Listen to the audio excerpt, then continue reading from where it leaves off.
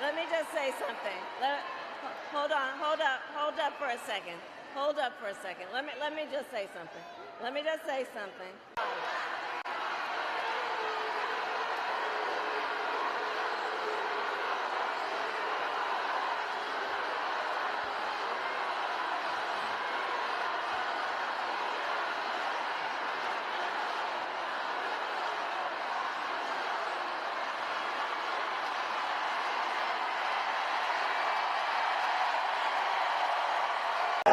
He even called for termination of the United States Supreme, the supreme land of our nation, the United States Constitution. Yes, I don't know if you notice something on this clip. That is a fraudulent clip. Democrats are bent in terminating Scruto. She can't even keep her life straight. When I saw this video, it reminded me of Biden. A recent addition to the Harris campaign is raising allegations of a conflict of interest concerning the administration's lawsuit against Google. The lead attorney is helping the vice president prepare for her debate next month with former President Donald Trump. What's this all about? We have to ask David Spund. He's live at the Justice Department. Hi, David.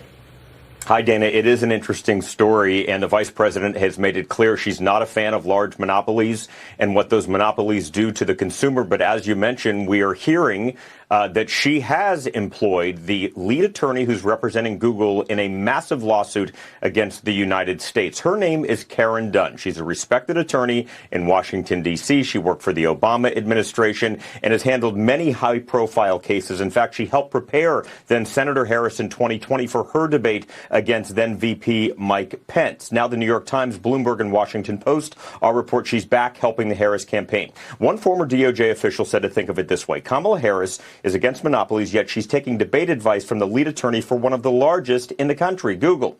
Here's the head of an agency that tracks ethics issues on both sides of the aisle. Watch. It's problematic that Karen Dunn has the ability to potentially get the next president of the country on the phone at a moment's notice, and she might also be negotiating on behalf of Google with the Justice Department in a few months. Now, Fox News reached out to the Harris campaign about Dunn's reported debate prep gig. We did not hear back. We also reached out to Karen Dunn directly, have yet to hear back. One attorney told me the only ethics hurdle would now be for Dunn to tell Google that she was advising Harris. Google goes to trial against the U.S.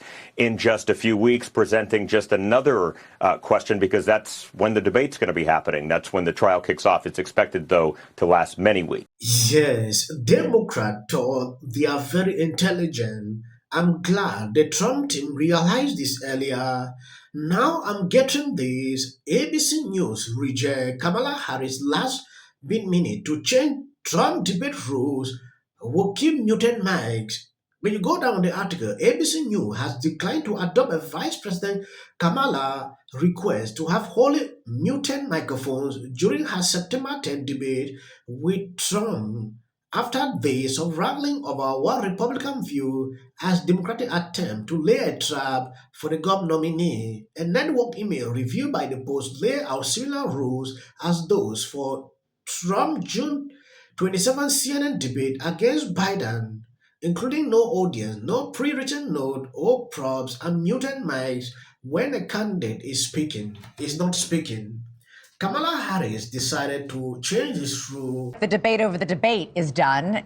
The debate is now on. 51 million people watched the first one in June, which turned into such a debacle for President Biden that he dropped out. You may have an even bigger audience for the second debate. How is Trump preparing for it?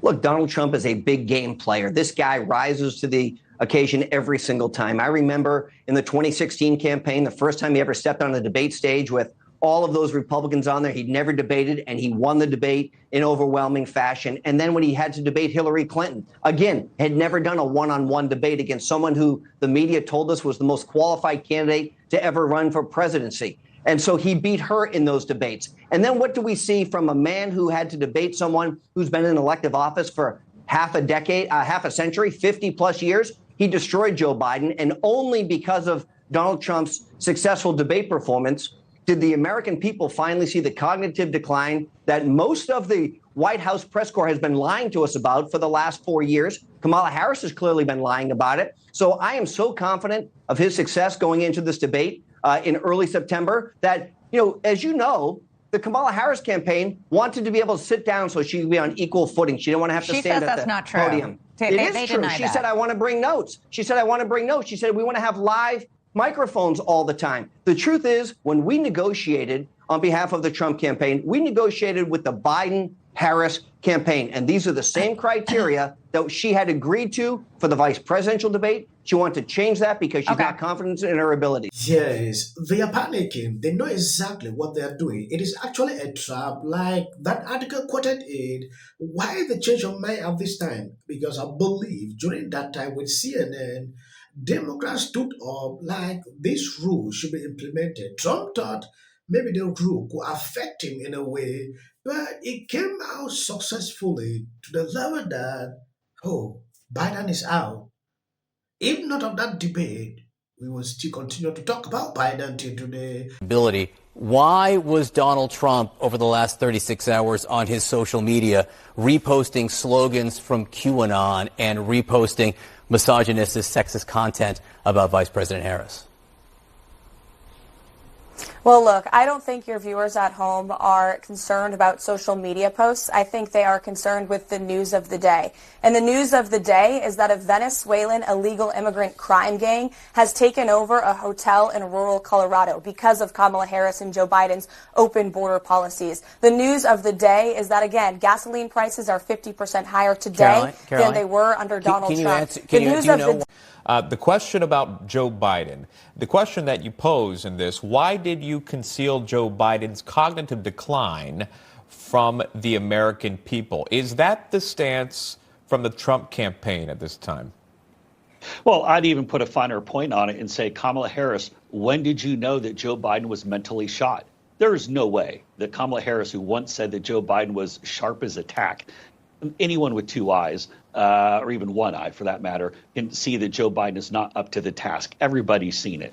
Yes, this man just reminded me a few hours ago watching Trump saying, this country is not run by anyone. Look at Biden on the beach sleeping.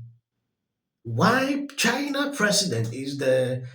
Russia, he quoted a lot of these countries. These people are not sleeping. A lot of things are happening around the world. This man feel more comfortable sleeping. He's not even at the White House right now. That is according to the video Trump posted. It is actually concerning to see how these people continue to cover this up. NBC News calling her out the way they should do. You made press because you were on Stephen Colbert's show, and he said something like, you guys at CNN just report the news straight, and the crowd burst into laughter. That tells you a lot, doesn't it? I mean, how do you guys think you are doing in that arena of like, this is a terribly divided country? I will never criticize them. This is silly. About Barack Obama when it comes to the theme here at the DNC is that they're going to go after corporate gouging. What's your favorite policy of Kamala's? her being president. And if the pace plays leaving a speech from Michelle Obama that I have to say is one of the best gun-toting we were talking Trump or Kamala. Trump. Damn Kamala. Kamala Harris is in office right now and has not tried to do anything about the border, has not tried to not tax people on tips. For some people, it's already started. But when you disrespect Kamala Harris. They say the economy's great. Just look at the jobs numbers.